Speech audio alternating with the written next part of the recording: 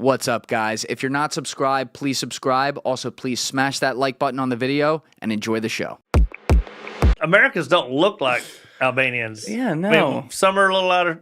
Some of them are darker skin, obviously, but they also have lighter skin. But our features just don't fit at all. Like in Iraq, we used to dye our hair and tan our skin up, wipe on stuff and this that. It works for 500 yards. Yeah. But you get up close, it don't. It don't work anymore. It don't work at all. I mean, period. So it doesn't work. But it works for what you're doing it for. It keeps you a sniper from shooting you from a distance when you're doing something, in a village or something. But same thing with that. I mean, it was kind of crazy, but that was supposed to be the scary guy. And then I get, later years, Shit himself. a couple years later, I'm like, he ain't scary. Yeah. That's the guy who changes the diaper on the scary guy. Yeah. His kid, you know what I mean? Something like that. And he's like, damn. Did you, when you were in Bosnia, Kosovo, anything like that, did you lose any guys during this or clean? No injuries, no. That's great. I don't even remember. I can't remember anybody shooting anybody at all, as a matter of fact, or anything. I mean, Clean job. it's just I think the threat was gone. I don't think anybody really was had the facility to come do it. You know what I mean? And by then, there's so many American soldiers running around, or special ops guys running all over the Dadburn place. We had all these different houses all over all the cities, and then you had the Polish there, and you had French. Not that matters.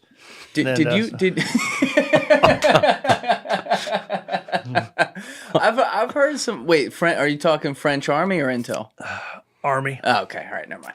I was gonna say I've heard some of their intel is pretty fucking good. Yeah. Well, I only have to say the regular dudes. I'm just making a joke, but they abandoned us on an objective one time and just kind of drove off. Wait, what happened there? The Albanians are pissed off and they're going around burning all the Christian churches. Oh. For some reason, there's this gigantic riot, and they're just running around, pulling up stop signs, hitting people, killing people with it. And so he called special forces teams out and said, go to this church, you go to that church, you go to this church, because they're still, they're Serbian churches and they're Christian churches. They don't need to go burn them down just for the hell of it. You know how they do. And we got this little funny little cute country church, went over, pulled up there. There's like 40 French guys standing there all around it. These guys are about, 500 yards down the road coming. And the French are like, and there's like 8 of us, 8 or 9, 2 Humvees. We pull up and they're like, you guys got it? And they just dashed, man. And they drove off, man. I was like, damn, okay. So I didn't know how big this thing was, and so it was luckily they were downhill. And so as they're coming up, we got up there on top of the buildings looking down there, and I was like, dang, that's a lot of people. I mean, it's like 1,000. You know what I mean? I don't need to be dealing with that. So we just took engineer tape and put it all the way around the Hummer and the church. And I had my interpreter. I stood on top of that. Me and Matt Gerard and another guy were standing on top of this thing and said, and Matt's, we call him the silverback. I mean, the silverback? Yeah, because he ain't playing around. He's a big brawny dude, and he's one of those.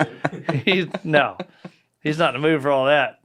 Always in a bad mood to start with, so don't piss him off worse. You need guys like that, though. Yeah, you do. No nonsense. So we get on top of the deal. There's a few of us all scattered around, and get a 240, and just holding it. Squad automatic machine guns. Yeah. I was thinking Edward 40 hands. That's where my head went. And just said, had my interpreter say, hey, and everybody's, several guys with guns. This, that. There you go. How you doing? I'll take one. My left hand. There you go, sir. Thank you, sir. And then, Aaron, you good? So we said, well, if you step over that white stripe there, that engineer tape, which is nothing more than like 2-inch tape, it doesn't stick to anything. You just wrap it around stuff, guard stuff with it. Said you step over that, you get shot in the face. And That's not good. And they come running up and they're like, that's funny. And then we hopped on top of the Humvees, and everybody's standing on top of stuff, and everybody's got guns.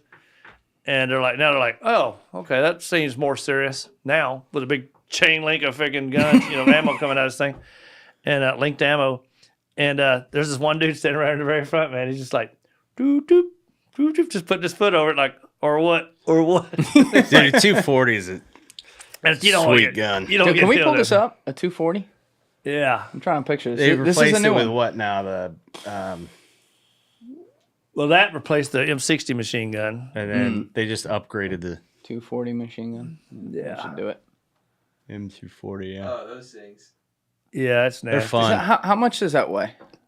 gun like It's not that bad compared to 28 pounds, 22 No, it's pounds. not. It's not terrible for a little machine less than I gun. thought. What it is 49.7-inch length. Yeah. You got to carry an extra barrel on you with Muzzle that thing. velocity, Yeah. 2,800 feet per second. That'll do it. That barrel, once you get cranking, that sucker That's will less glow. than I thought Yeah. it would be. You But make you that can- thing sing, and that barrel glows, and you got to change it quick. That's like But actually, the cool thing is that it's easy to change because unlike all the other Yeah. barrels, just when you just go push a button, turn the handle, it pops off, snap the next one on, and keep on rocking. Don't That's like touch the that barrel. That's like the price of a really nice MacBook too. It's not like crazy. Yeah, it's not crazy. I'd rather have that. Me too. Yeah. Judging by your computer, I see. and it's a 308. So anyway, we're just standing there with that thing, and this guy goes. We're like, dude, honestly, I mean, we've made a statement here, and we need to make sure we have control of this. We're here only because you're such a large force. We're a small force. Right. We're not gonna play with you at all. You might get us, but it's gonna be ugly before it's over with. So please just go somewhere else. Blah blah blah. This that. C steps or whack. Gets a 3-round burst in the chest. Ooh. And the whole crowd disperses, starts walking down the freaking road. We'll be right on our way. Just do. They just took off walking. It's like, okay, cool. I'm surprised it was only 3 rounds. Yeah, somebody did a that? good burst. Was it? Yeah. That'll do it. Proper 240 verse is, 7 to 9? Probably, yeah. How long So was somebody had some discipline there. How long was this last campaign in Kosovo? How long were you there hunting these guys? 4 months each. 4 months. Okay.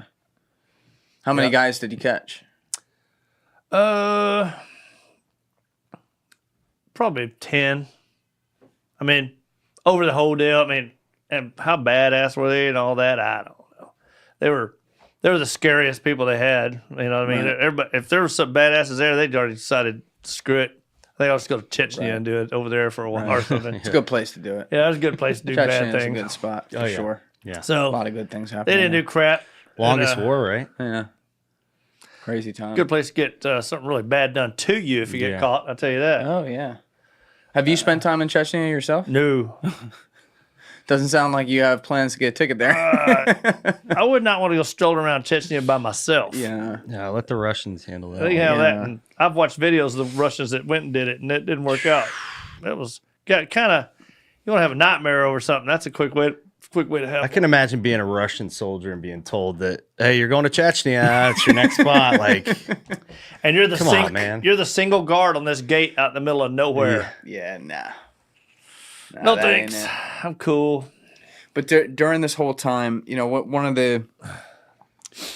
the really sad parts about the global war on terrorism and that whole era is how Afghanistan culminated in 2021, where you feel like you basically go back to square one.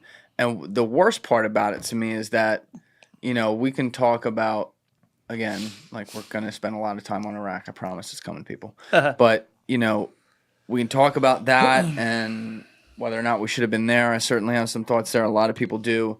But Afghanistan was where the Taliban was harboring Al-Qaeda and the guys who did these attacks. And so I've always thought, I'm like, well, yeah, of course you had to fucking go there. Like, that's what it is. And what's really sad to me is that, unless I'm very wrong here, correct me if I'm wrong, we were very successful at the beginning of that campaign there. We ran this historical paramilitary campaign on the ground. I know maybe some stuff about you can't talk about, but like from a general standpoint, just analyzing as a military guy, where you had intel and military supporting each other in highly specialized teams of the best, most talented soldiers going in there, and basically piece by piece taking apart the Taliban within that country and taking control of it. And then throughout 2002, yes, there are American casualties, which is always horrible because it is a war, but like we have control of the country. We're trying to transfer it over to some sort of democratic leadership, if you will, before eventually, we kind of take our eye off the ball and go to Iraq and put all our resources there. But in 2002, like, if you don't mind, take me back to the vibe there. Like, did you view this as like, oh, warfare is completely changed now because of what we just did, and we're going to be able to do it like this anywhere? Or... Well, it's kind of hard to say because at that point, that was a new thing. If you're talking about 02-ish time, 01 and 2. Yeah. 01 beginning of 02. That's a brand new beast, boy. And the only people that ever done anything there is third group, fifth group, really. I mean, as far as anything extensive, I mean, because they trained over there and they trained troops over there and they, did all that kind of stuff. And they knew the terrain better than most people did too.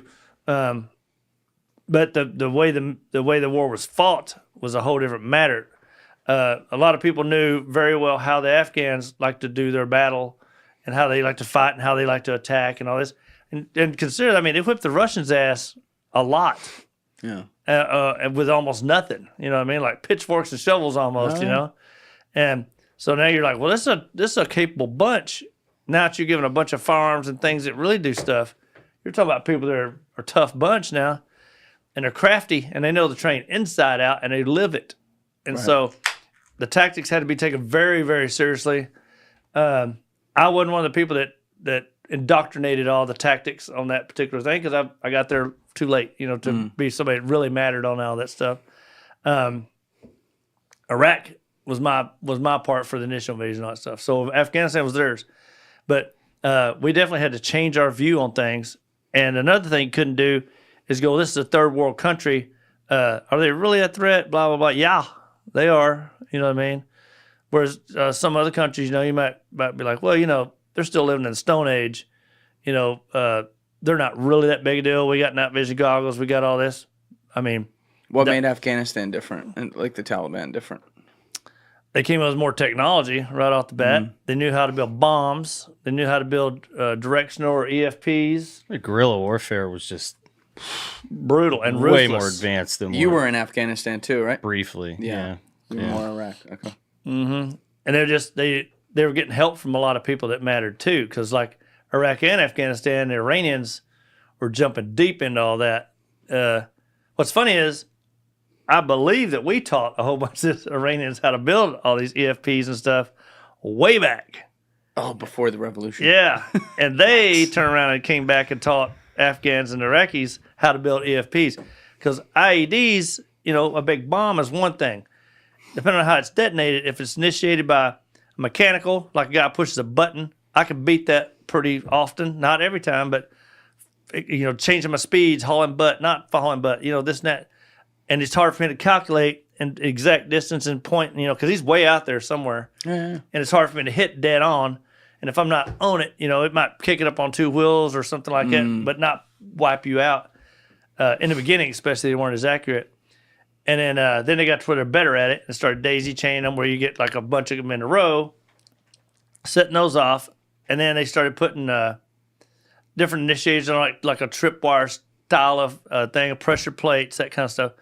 They started directing the bombs too. Then that's the other thing, which is crazy. So they become anti-tank or anti-troop carrier instead of that blast just going outward. Now it's all the forces going through the vehicle to kill everybody inside of it. Cell phones, cell phones, remote control cars. Yeah. Oh my God. Because those things work real good. Yeah. And then they flip a tank on its butt, pow, straight upside down, and that charge inside. Just the overpressure inside the tank kills everybody in it. Thank you for watching the video, guys. If you haven't already subscribed, please smash that subscribe button and check out this clip's full podcast episode by clicking here or in the description below.